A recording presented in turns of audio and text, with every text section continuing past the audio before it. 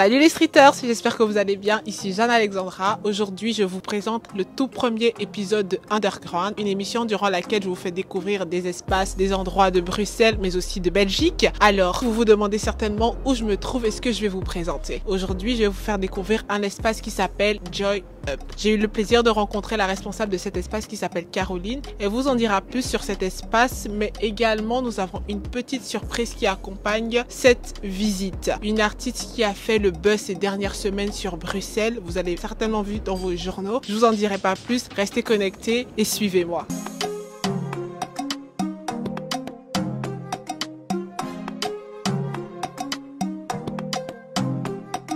Alors, on a décidé de vous faire partager un espace créatif. Cet espace s'appelle Joy Up. Et juste à côté de moi, j'ai Caroline qui va nous parler de cet espace modulable qu'elle a créé. Bonjour Caroline. Bonjour. Comment vas-tu? Très très bien, merci. Heureuse de vous recevoir. Merci. Alors, est-ce que tu peux nous parler un peu plus de Joy Up?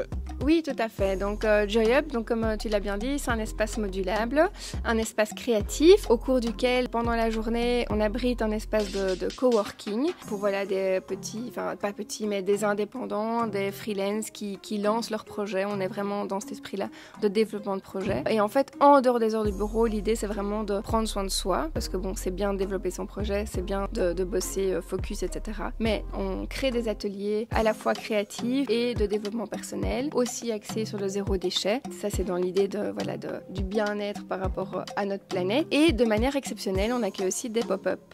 Donc voilà, et donc ici c'est le 3e pop-up qu'on a la chance d'accueillir. Exceptionnellement, c'est la première semaine où on doit fermer du coup le coworking, mais c'est dans cet esprit-là justement, on est en train de faire des travaux pour aménager une nouvelle pièce, pour pouvoir accueillir à la fois pop-up et à la fois les ateliers et le coworking. Caroline, est-ce que tu peux me dire comment tu as eu cette idée de créer Joy Up?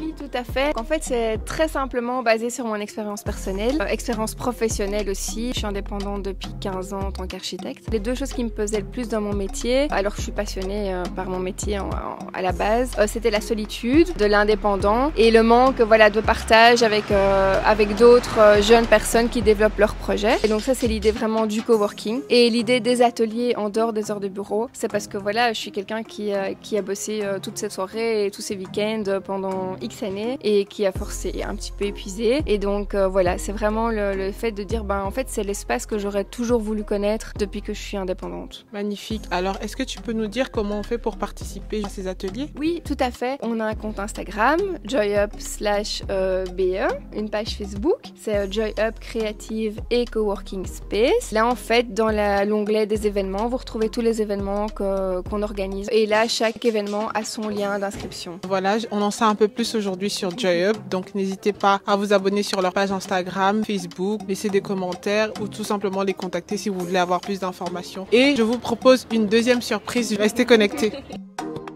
Alors, toujours dans le Joy Hub, nous avons eu la chance de rencontrer Cyré. Bonjour Cyré. Bonjour. Comment tu vas? Je vais super, merci. Alors, est-ce que tu peux un peu nous parler de ton exposition qui se passe ici? J'organise un pop-up et là, c'est le dernier jour, enfin l'avant-dernier jour. Ça fait déjà une semaine que je suis ici. C'est l'occasion pour ma clientèle de venir découvrir les pièces, d'essayer et d'acheter. Ça a duré combien de temps à peu près? Une semaine. Ça fait une semaine de pop-up. J'ai commencé dimanche passé. Et est-ce que tu peux un peu nous parler de ta marque? On a vu, tu as fait le grand buzz les mois passés avec le fait que tu as habillé la princesse pour la fête nationale. Comment on se sent après avoir... On se sent toujours la même, non. Je suis hyper reconnaissante par rapport à ce que la princesse Delphine a eu l'audace de faire, de porter mes pièces, mais ça fait déjà 4 ans et demi, 5 ans que ma marque existe. Et donc... c'est génial parce que la princesse, on l'a vue, donc grâce à elle, je suis connue du grand public, mais j'ai déjà une bonne clientèle fidèle qui me suit. Je trouve ça génial en fait, ce qui est en train de se passer. Ce n'est que le début, on continue à bosser encore énormément derrière. Donc voilà, ce n'est que le début en fait. Pourquoi tu as choisi cet espace pour exposer tes créations? Mais j'avais déjà eu un contact avec Caroline début de l'été pour présenter ma nouvelle collection. Mais là, je pensais plutôt le faire peut-être vers septembre, octobre. Évidemment, pendant les congés et puis le fait que la princesse a porté la pièce, il y a plein de gens gens qui voulaient donc venir acheter, voir, découvrir les pièces. Finalement, je me suis dit, ok, je vais venir ici. Et en fait, c'est super bien situé, je trouve. C'est vrai que c'est pas évident d'aller jusqu'au centre-ville de Bruxelles en voiture. Ici, je trouve que voilà, on est dans une petite rue qui n'est certes pas une rue commerçante, mais en tout cas, pour les personnes qui viennent en dehors de Bruxelles, c'est vraiment très, très facile. Et puis, on est tout près du métro Montgomery pour les Bruxellois. Donc voilà, c'était vraiment super facile. Je trouve que c'est un endroit qui est accessible, modulable. Voilà, comme vous pouvez le voir, mes pièces prennent vie dans cet espace. Comme le nom le dit, Joy Up. Et je trouve que voilà, Caroline a vraiment réussi ce pari-là, de proposer un endroit vivant et qui laisse la place aux projets comme les miens de s'exprimer. Et est-ce que tu peux nous parler de tes prochains projets, de nouvelles collections qui arrivent? Où est-ce qu'on peut te retrouver? Est-ce que tu continueras à faire des expositions de la sorte où des gens viendront acheter des pièces? Oui, l'idée ici, c'est de trouver un showroom où on peut vraiment me trouver plus facilement. Je continuerai les pop-up, mais c'est beaucoup d'énergie, les pop-up, c'est quand même assez fatigant. D'où l'idée de trouver un showroom où me poser, où je peux facilement prendre contact avec ma clientèle. Ici, on est en train de travailler aussi plutôt sur l'internationalisation de la marque. C'est quelque chose qui était dans mes objectifs déjà depuis le début de l'année. Et donc voilà, avec ce super coup de projecteur, donc c'est sûr que ça va accélérer certaines choses. Donc voilà, je suis super heureuse et c'est gai voilà, de voir son travail reconnu de cette manière-là. Ça me motive à continuer de toute manière. Voilà, on lâche rien de toute façon. Et où est-ce qu'on peut te retrouver, tes réseaux sociaux? Bah oui, sur Instagram, donc Eratum Fashion, sur Facebook, Eratum Fashion. Et alors, Ellie Shop arrive très bientôt, donc ce sera eratum.fashion. Donc voilà, n'hésitez pas à me suivre. Bah voilà, merci de nous avoir reçus, Ciré, et on te souhaite bonne chance pour la suite avec Eratum, et merci énormément. Merci beaucoup à Street Buzz d'être toujours là et de toujours venir nous rencontrer et puis de promouvoir nos différents événements. Donc c'est super, ça fait énormément plaisir. Merci.